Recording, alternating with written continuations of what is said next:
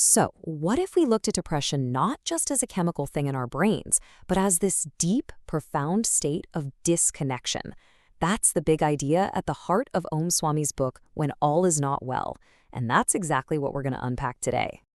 Right off the bat, the book hits you with this really powerful idea. Depression is as real as any physical disease. This isn't about being weak or needing to just cheer up. No, it's framing it as a real, legitimate illness. And that's so important to get right from the start. Okay, and before we dive in, just a really important heads up. The ideas we're talking about today, they come from a specific yogic viewpoint. They're absolutely not a substitute for professional medical advice or treatment. Always talk to a qualified healthcare professional. So, okay, if it's way more than just feeling sad, what is it, really? How do we even begin to wrap our heads around it? Well, the book gives us this incredible metaphor to help us get to the very heart of what that experience feels like. It all starts with the metaphor of a disconnected leaf. And trust me, this image is absolutely central to understanding the book's whole take on depression. So I want you to picture this. A massive storm, a gale just tearing across the landscape. This storm, it represents all the big, overwhelming challenges and traumas we can face in life, The whole world is just in turmoil and everything is under this immense pressure. And right in the middle of all that chaos, you see this one leaf. It's been holding on for dear life, but finally, it just can't anymore. The wind is too strong, and it gets ripped from its branch, torn away from the very tree that gave it life, that was its connection to everything. And this is where everything flips. The very things that used to nourish that leaf, the sun, the rain, the air, now they're the things that make it decay. Because once it's separated, it's completely cut off from its source of life. And that right there, that is the metaphor for depression. It's feeling like that leaf. It's this profound, deep sense of being disconnected, totally powerless, and cut off from the very things that are supposed to give you strength. You've lost all the energy to even fight back. This idea isn't new. It's actually echoed in the ancient yogic term for depression, Vishada. And what's really fascinating here is where that word comes from. Its root, vish, literally means poison. So from this perspective, we're not just talking about a bad mood. It's seen as a kind of toxin in the mind, something that slowly poisons your whole system. But here's the thing. This feeling of disconnection, this internal poison, it doesn't show up in the same way for everybody.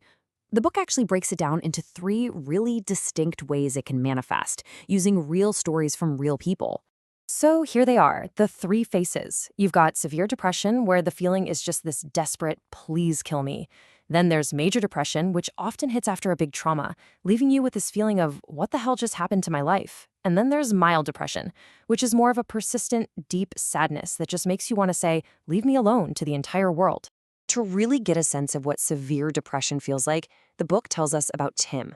And his daily prayer, it wasn't for help or for things to get better, it was just for it all to end.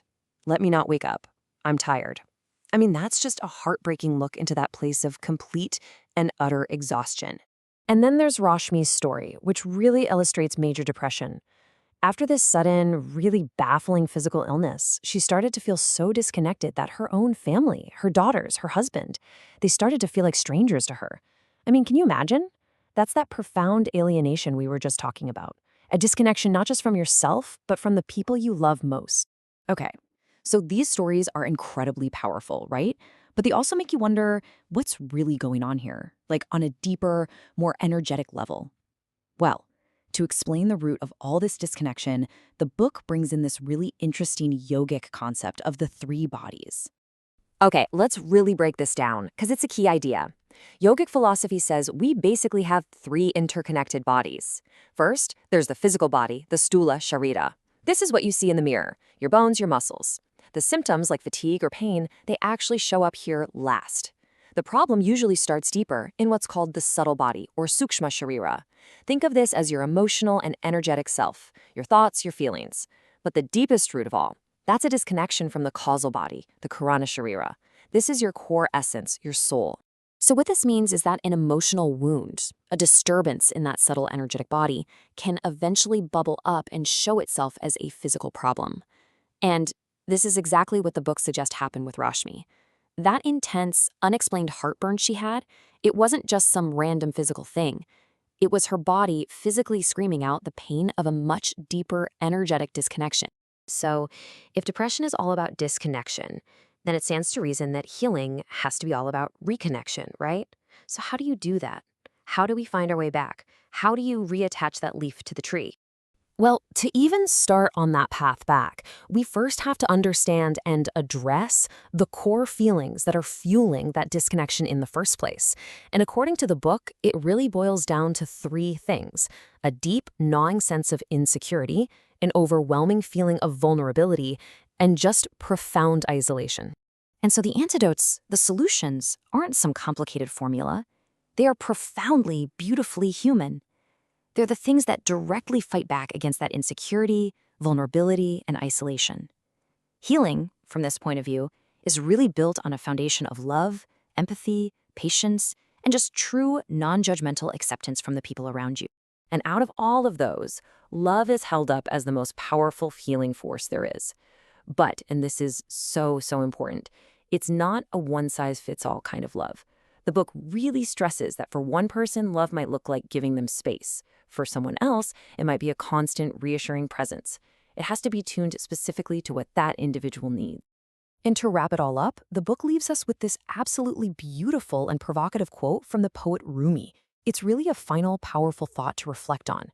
What if that potential to reconnect, that energy of the sun, is already inside all of us, just waiting for us to find the courage to unknot it?